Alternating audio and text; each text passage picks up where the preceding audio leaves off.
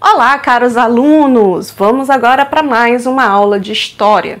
E hoje vamos falar de um assunto super importante, né, que nunca deve ser esquecido na nossa história, que infelizmente foi um dos momentos mais negros de toda essa trajetória de Brasil, que precisa, mesmo sendo um assunto muito complicado, muito triste, extremamente baixo astral, né, que deixa realmente mal a gente ver depoimentos de pessoas que viveram aquele período, de ter noção, né, das atrocidades que aconteceram no nosso país, né, a falta de humanidade que existia naquele momento, e saber ainda hoje, né, que existem pessoas que apoiam o retorno da ditadura civil-militar. Sim, porque esse é o nosso tema da nossa aula de hoje.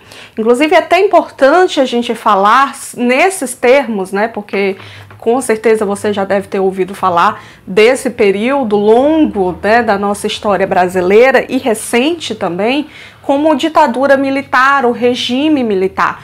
Mas é importante salientar que também teve participações de civis, certo?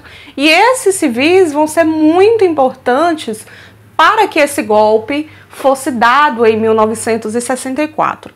É um período que até hoje é posto muito em discussão, porque principalmente, acredito eu, que pessoas que foram adolescentes, né, crianças, né, ou que moravam nas áreas mais afastadas dos grandes centros urbanos, se referem a esse período como um período muito bom, um período de ordem, em que houve um crescimento no Brasil, em que as pessoas se respeitavam mais, né? Eu escuto muito falar de pessoas que têm aí mais de 40 anos, 50 anos, né, se referir a esse tempo como um tempo muito bom.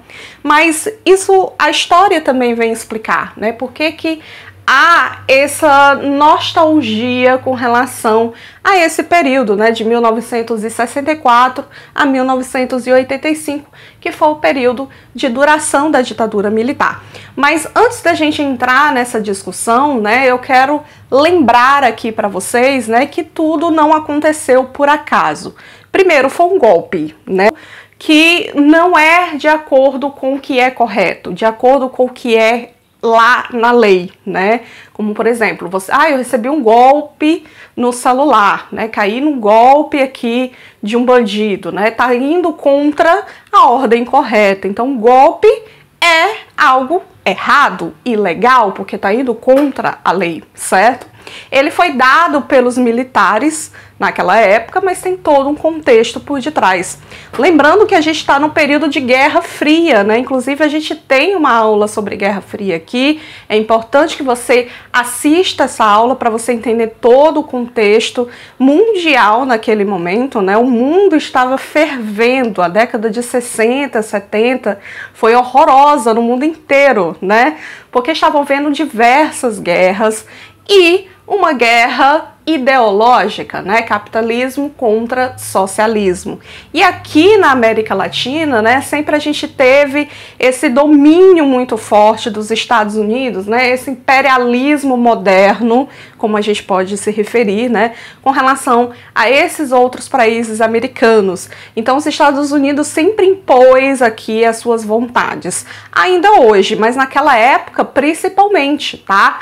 Porque havia um medo absurdo dos Estados Unidos que o bloco socialista, né, que a Rússia, a antiga União Soviética, viesse botar os pezinhos por aqui. Então, principalmente depois, né, do que aconteceu em Cuba, né, que Cuba virou socialista, até hoje é socialista, né, havia uma preocupação imensa dos Estados Unidos em manter todo mundo sobre a rédea curta, né? Tá ali o controle de cada um. Então, todo esse contexto é importante que a gente saiba, porque os Estados Unidos teve sim e vai continuar tendo muita interferência na nossa história política do Brasil e também econômica, como a gente vai ver aqui mais para frente. Então, sempre havia uma campanha muito forte, muito incentivada pelos Estados Unidos contra esse socialismo, tá? Inclusive nas igrejas, né? Tava lá o padre fazendo o seu discurso, né? Contra o socialismo, né? E nos jornais, na TV, né? A gente sempre consumiu muitos produtos americanos aqui. Então, o comunismo no Brasil era e ainda é considerado um bicho de 7 cabeças, né? A pessoa nunca soube real o que é ser socialista, a diferença do socialismo real e utópico, que a gente já teve aula sobre isso aqui também, tá?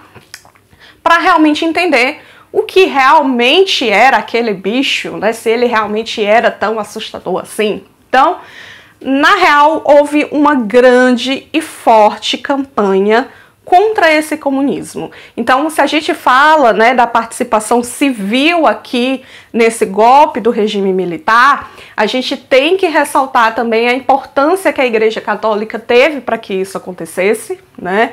E também vários jornais, a imprensa muito que apoiava, né, essa oposição, principalmente ao governo do Jânio Quadros e posteriormente ao governo do Jango, né, o vice dele, que não eram socialistas, tá? Porque o partido de esquerda, ou todos os partidos de esquerda, estavam na ilegalidade desde 1946, com a Constituição lá do Eurico Gaspar Dutra, tá?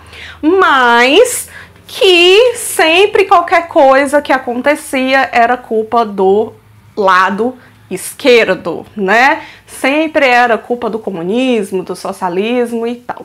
Então, sempre era ali o álibi, perfeito, né? E aproveitando desse medo que as pessoas tinham, né, desse socialismo, fomentava ainda mais essa oposição. E, de certa forma, né, tanto o Jânio Quadros fez muita merda, né? Fez muita besteira, mas enfim, o Jango, né, também tinha umas ideias assim meio esquerdistas, meio sociais, né, e qualquer coisa que fosse em benefício do povo, né, que pensasse um pouco mais na população naquele momento, principalmente para sanar essas desigualdades sociais no Brasil, que eram muitas e ainda continuam sendo, mas naquela época era ainda pior, tá? Era considerado o bicho papão, né? Era um bicho comunista que estava ali atacando. Então, havia um forte interesse, principalmente dos Estados Unidos, né? Que esse bloco socialista, né, esse terror comunista fosse destruído de vez. E isso, lógico, fomentou aí a luta dos militares, né? Para ter ordem e principalmente poder, né? Na política brasileira. Se a gente for ver toda essa trajetória, se você for assistir as nossas aulas, você deve assistir, tá?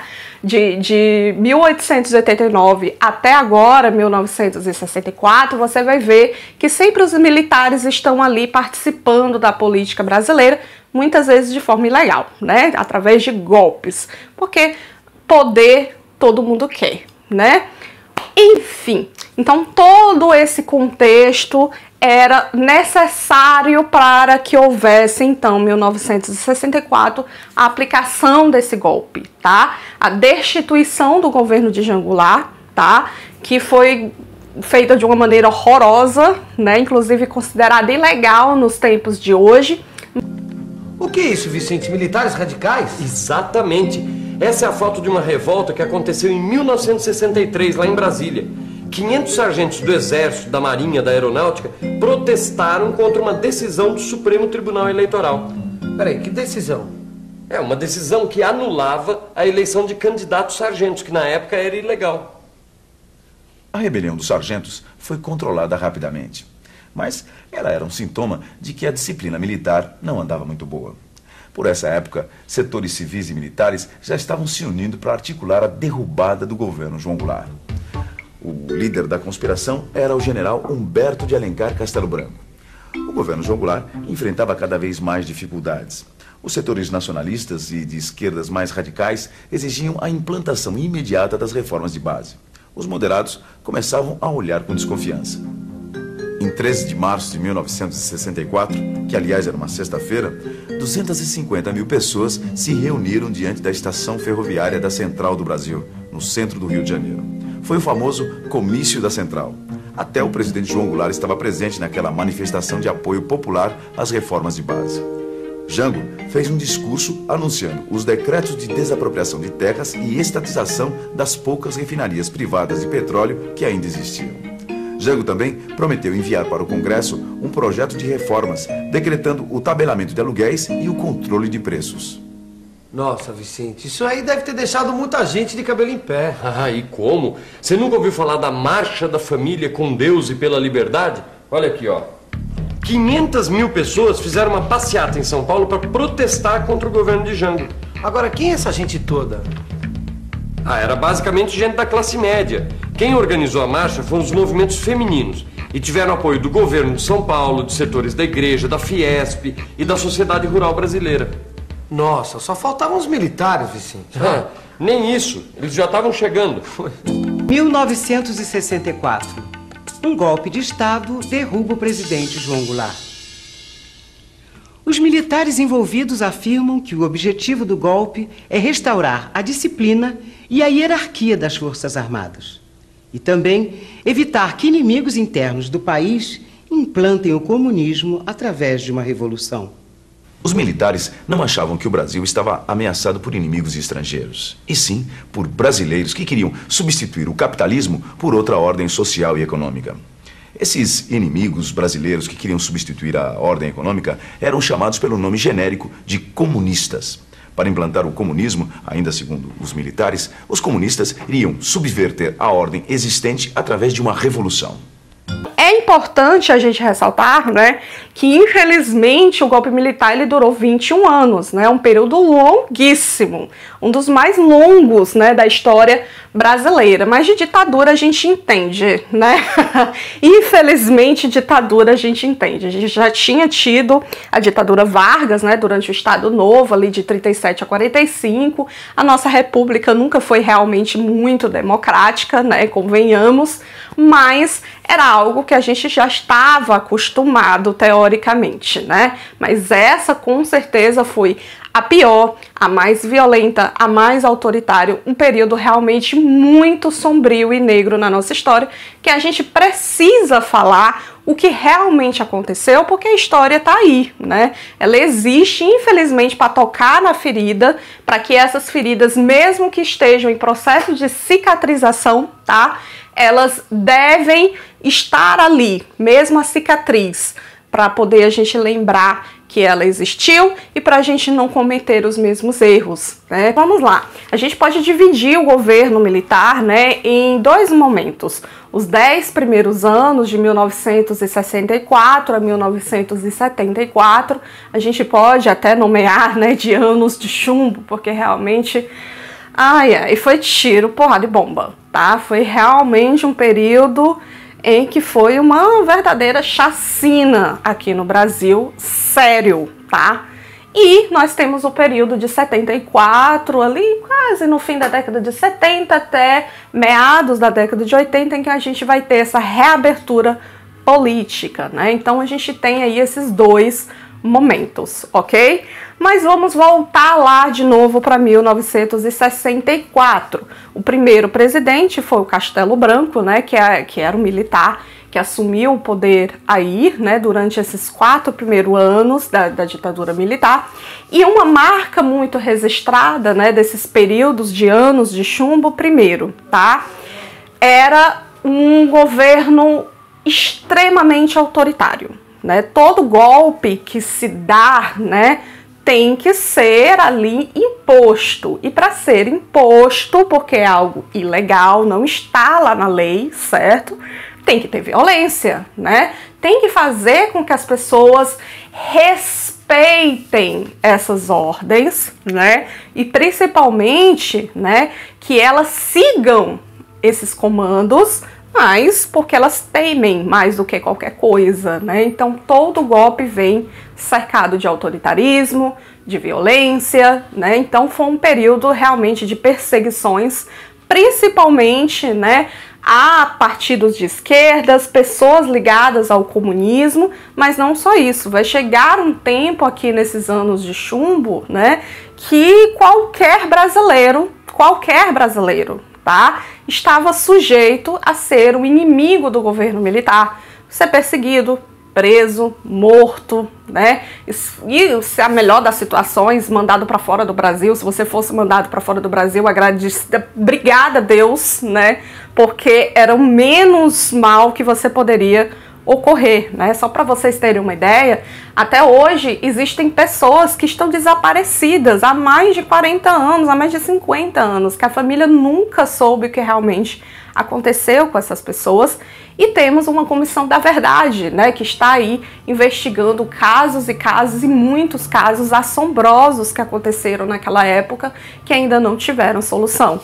Então a marca principal desse período é com certeza o autoritarismo e a violência, tá? E a gente também não pode esquecer da censura, né? Qualquer tipo de matéria contra o regime militar era censurada. Então, como a população não ficava sabendo de muitas dessas torturas, prisões e mortes, a parada só ia aumentando. A cada dia mais pessoas eram presas e muitas vezes sem prova nenhuma. Foi a grande era da censura no Brasil. Vários jornais da época protestavam contra essa censura de uma maneira bem curiosa. Deixavam páginas inteiras em branco ou colocavam algum poema ou então receitas culinárias.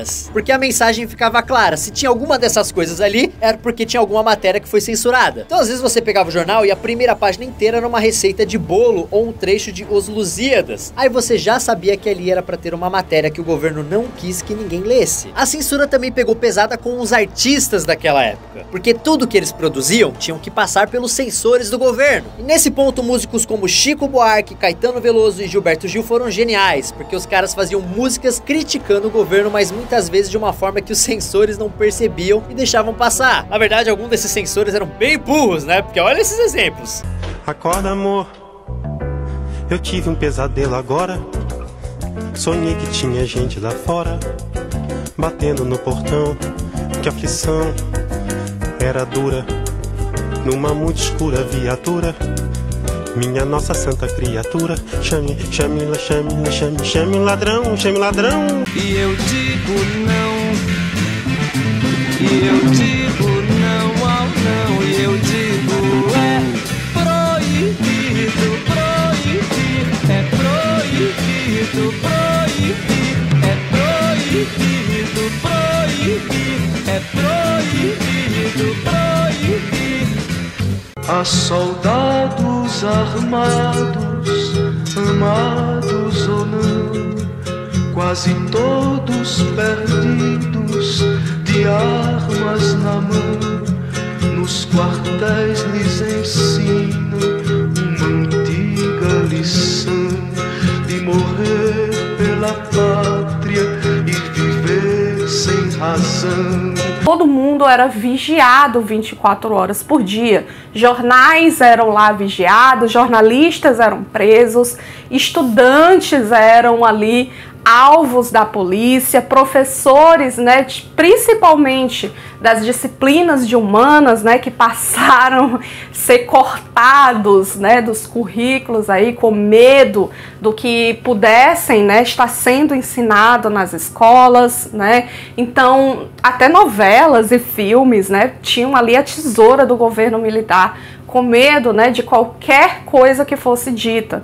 Então, censura é essa proibição de você falar o que você pensa, de você se expressar, de você ter essa liberdade que nós temos hoje, né? Inclusive é algo que a gente tem que valorizar, gente, valorizar mesmo. Esse ato da gente poder falar, da gente poder gritar, da gente fazer o que a gente acha que deve fazer, né?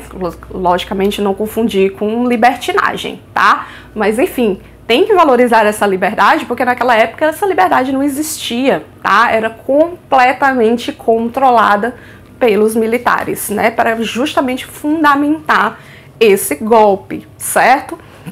Como os meios de comunicação nessa época estavam sob rigorosa censura, a maioria da população ficava à parte, não tomava conhecimento da falta de liberdade e da repressão que o país vivia. Para muitos, o Brasil ia bem, sobretudo por causa do milagre econômico e de outros feitos da época, como a conquista do tricampeonato mundial de futebol. Apesar de não ter nada a ver com o regime, o triunfo da seleção brasileira foi usado pelo governo como mais uma amostra do Brasil grande.